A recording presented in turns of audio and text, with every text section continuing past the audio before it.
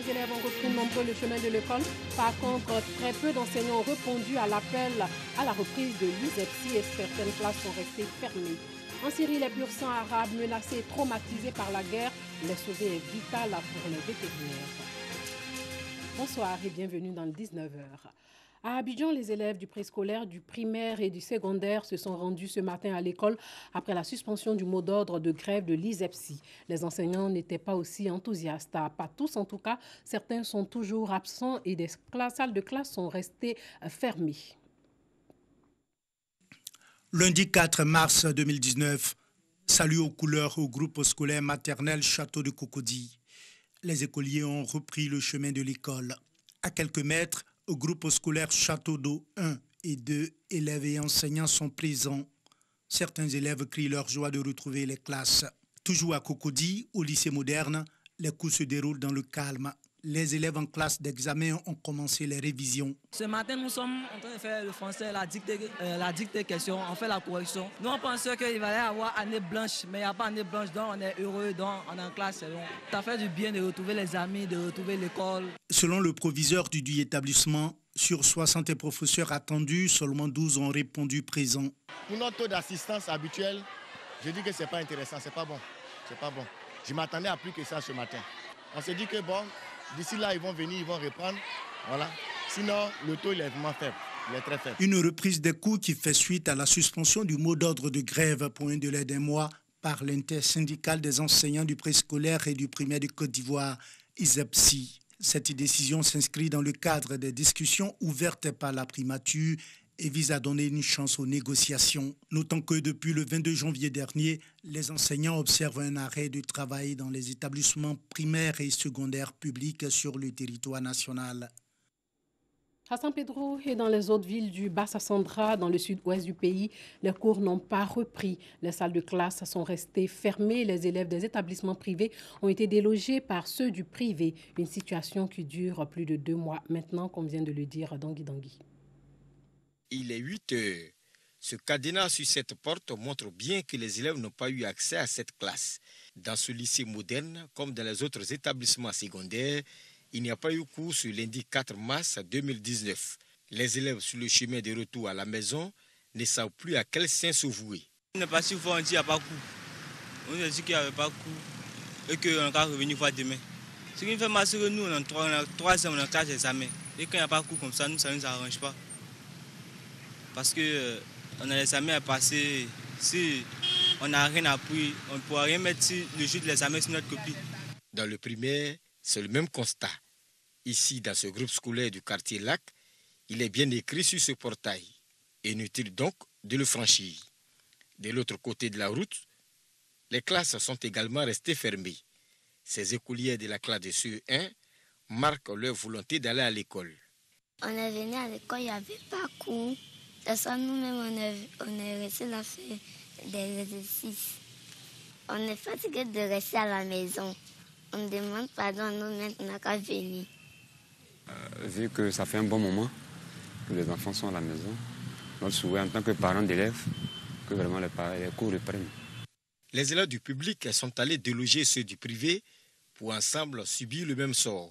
Des enseignants nous ont confié en privé qu'ils souhaitent reprendre les cours, mais craignent pour leur sécurité. Le réseau international des femmes leaders présidé par Chantal Afani a été lancé au Palais des Sports pour promouvoir le leadership féminin à travers une meilleure prise en charge de la femme dans la société rurale et urbaine. La première édition du prix de l'entrepreneuriat féminin, doté du prix Robert Begré-Mambé, gouverneur du district d'Abidjan, lancé par le réseau international des femmes leaders. Un projet qui mettra en compétition plusieurs associations de femmes issues de 13 communes du district d'Abidjan. Une société où les femmes ne sont pas leaders, dans le sens le plus noble du terme. Le leader, ce n'est pas celui qui dirige plusieurs groupes. C'est celui qui est capable de se diriger, de diriger 2, 3, 4, ainsi de suite. Donc il faut être d'abord leader pour soi et leader pour les autres. Les activités prévues pour l'année 19, c'est d'abord lancer les différents prix, les 3 prix, dont le prix où le gouverneur est parrain, le prix où Madame la marraine, Madame Conan, que vous voyez là, c'est la première femme chimiste de Côte d'Ivoire. C'est cette dame-là qui est sur nos pièces de 25 francs. C'est un monument pour nous, c'est une icône.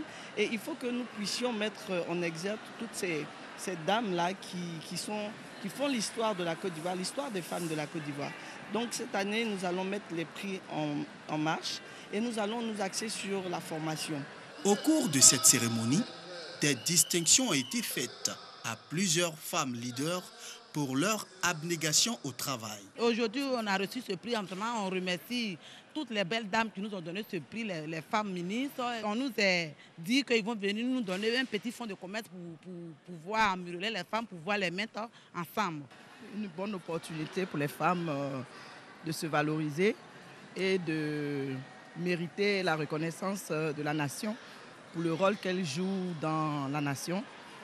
Et j'aimerais féliciter Madame Chantal Fanny pour cette belle initiative. Dans ce partenariat que nous avons donc avec le RIFER, nous avons bien voulu faire venir donc des experts canadiens que nous appelons communément donc dans notre jargon des conseillers volontaires.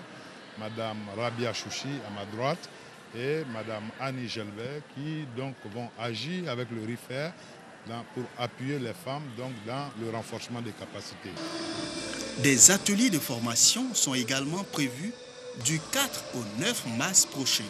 Le réseau international des femmes leaders est une idée de la sénatrice Chantal Moussoukoura Fanny qui vise l'autonomisation et la valorisation de la femme. Sombil a fait carton plein lors de la célébration de ses 25 ans de musique à l'esplanade du Palais de la Culture de Trècheville. Pendant plus de 3 heures, l'ex-salopard passe en revue une vingtaine de titres à succès. Nous Sangaré et Clément Boko étaient au cœur de l'événement. 1994-2019. Voilà 25 ans que l'artiste zoulou Sombil évolue dans le monde de la musique. 25 années d'ambiance, de vibration musicale, mais surtout de conscientisation. Et pour marquer le coup, plus de 15 000 spectateurs ont pris d'assaut le Palais de la Culture pour communier avec l'artiste. Sombil est un artiste que tous les Ivoiriens connaissent pour son talent, pour ses beaux morceaux qui nous ont bercés et pour son engagement pour la promotion de la culture ivoirienne. Il faut le dire, ces morceaux sont pleins de sens et ça nous instruit, ça instruit la jeunesse ivoirienne. C'est donc pour cela que nous sommes ici, pour lui témoigner notre soutien. C'est un artiste qui a du talent et puis il a besoin d'être encouragé. Je suis très contente de voir ce public-là. Pour lui, il le mérite. Pendant 2 heures, Sombil tient le public en haleine. Tout le répertoire est visité.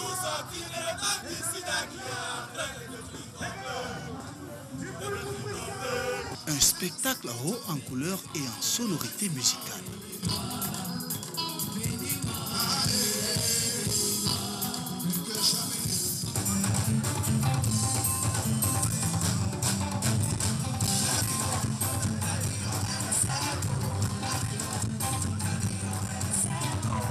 Cette célébration de 25 ans de carrière de Sombil a été marquée par la présence de nombreux artistes zoulous venus apporter leur soutien. Voilà ma première famille musicale. C'est grâce à ce monsieur que je chante aujourd'hui. C'est ce monsieur qui m'a convaincu que je pouvais le faire. Maximum de respect à toi, vieux père Féco. Jusqu'à Blascaras. Peace! Musique vectrice d'union et de tolérance, ce concert a réuni sur une même scène la classe politique ivoirienne. Comme vous le constatez, toute la Côte d'Ivoire est représentée à cette belle fête du 25e anniversaire. Donc le Premier ministre nous a chargé de venir soutenir Sombil, qui est un artiste qu'il apprécie, qu'il connaît. Je le suis depuis qu'il est avec les garagistes et salopards et le voir fêter ses 25 années, c'est vraiment une super chose. En plus, le spectacle est fantastique. Le public, quant à lui, n'a pas boudé son plaisir.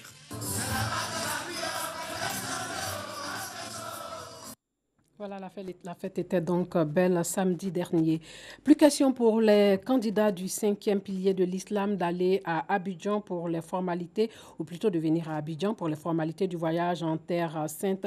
En tout cas, en ce qui concerne les formalités médicales, comment réagit la communauté musulmane à cette disposition gouvernementale? Boubacar Silla et Soro Corona nous le disent. Institut national de l'hygiène publique de Bouaké. Les locaux refusent du monde depuis le 25 février dernier. En effet, les candidats au Hajj 2019 y sont pour remplir les formalités médicales en vue de l'accomplissement du 5e pilier de l'islam. Plus besoin de faire le voyage sur Abidjan pour s'acquitter des formalités d'inscription au départ du Hajj. Nous avons donné l'information à la communauté musulmane. Donc vous avez vu l'engouement au niveau de l'Institut d'hygiène et au niveau du trésor, ça va très bien, puisque en 4 jours, nous avons arrêté plus de 300 et quelques pèlerins. Ils font les vaccins et quand ils finissent de faire les vaccins, ils viennent au laboratoire, ils font les prélèvements pour les différents examens. Ensuite, ils vont faire la radio pulmonaire pour voir s'ils n'ont pas de pathologie pulmonaire. Voilà. Et c'est quand ils ont fini de faire tout ça, ils viennent à l'enrôlement. Ils se font enrôler. Et puis ensuite, ils viennent au social. Le social les visite pour voir s'ils n'ont pas d'handicap, si ce n'est pas des pèlerins vulnérables. Et puis eux, ils donnent leur OK. Et puis ils viennent chez les médicaux. Maintenant, nous, au plan médical, nous, on les visite. Et quand tout est OK, on donne le certificat d'aptitude. Et quand c'est donné, le dossier est encore enregistré. Et c'est après ça qu'ils vont payer au trésor. Face à l'impatience des candidats au voyage en Terre Sainte, pour remplir les formalités médicales, les responsables locaux rassurent. Tous les vaccins qui sont recommandés sont disponibles à Bouaké. Vous avez constaté qu'il y a du monde. Nous travaillons chaque jour de 7h30 à 20h.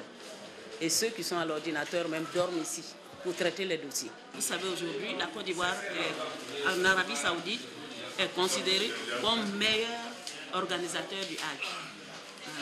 C'est parce que vraiment on travaille là-dessus. L'initiative du gouvernement de se faire enregistrer au Hajj à partir de Bouaké est saluée par les populations. Un sentiment de joie parce que nous autres, on allait à la Mecque, on partait à Abidjan. Il y a d'autres à Bouaké qui n'ont jamais été à Abidjan, qui ne connaissent rien. Et quand ils vont à Abidjan, ils ont tous les problèmes, le coxet, les fatigues. Mais ça, il n'y en a plus. À Bouaké, sur place, on a tout à notre niveau pour aller à la Mecque. Vraiment, nos parents, tout le monde est content pour ça. On remercie beaucoup le chef de l'État. Pour la réussite de cette première organisation du Hajj à Bouaké, la délégation régionale du Conseil islamique des imams s'implique dans l'organisation. Dans le découpage du COSIM, chaque département, après avoir reçu les consignes du COSIM régional, pour leur dire voilà les étapes du pèlerinage, et chacun de façon locale organise la formation et l'encadrement des pèlerins. Les fidèles musulmans souhaitent aussi le départ direct des vols pour la Mecque à partir de Bouaké. Le pèlerinage est le 5e pilier de l'islam. Tout musulman est censé l'accomplir au moins une fois dans sa vie s'il en a le moyen. Sachez que le président érythréen et le premier ministre éthiopien étaient à Juba. Les deux hommes ont discuté des moyens de renforcer le processus de paix au Soudan du Sud avec Salva Kiir et Riek Machar qui ont signé en septembre dernier à Addis Abeba un nouvel accord de paix censé mettre un terme à une guerre civile de près de 5 ans qui a fait plus de 380 000 morts et poussé plus de 4 millions d'habitants à fuir leur foyer. Jeudi, les évêques catholiques du pays ont averti que l'accord de paix était en train d'éclater, les parties étant prêtes à reprendre le combat. L'entretien tripartite a aussi porté sur les moyens d'inclure à l'accord de paix des parties au conflit non signataires. Et puis en Syrie, les pur sang arabes sont menacés et traumatisés. Les sauver est vital pour le vétérinaire s'il veut assurer la survie de leur race. Karen, jument à la robe grise blanc, revient de loin. L'ancienne reine de beauté des chevaux de la Ghouta a failli mourir de faim. Karen Al-Ghouta, elle appartient au Abdan Anzali. Ce cheval était à Ghouta dans la région de Douma, qui était auparavant sous le contrôle des terroristes. Ils ont mis ce cheval dans des conditions nutritionnelles très mauvaises, dans la mesure où elle était mal nourrie. Depuis le début de la guerre en 2011, les chevaux n'ont pas été épargnés en Syrie. Des centaines d'entre eux ont été tués, volés ou sont portés disparus. Au début de 2014, lorsque nous avons repris le contrôle des chevaux, nous avions environ 6 000 chevaux et selon les statistiques, nous avions 3 000 manquants. Le nombre n'a pas changé, si ce n'est environ 72 chevaux, ce qui fait environ 2930 disparus. Ils ont été volés et se trouvent dans des villages ou en dehors du pays.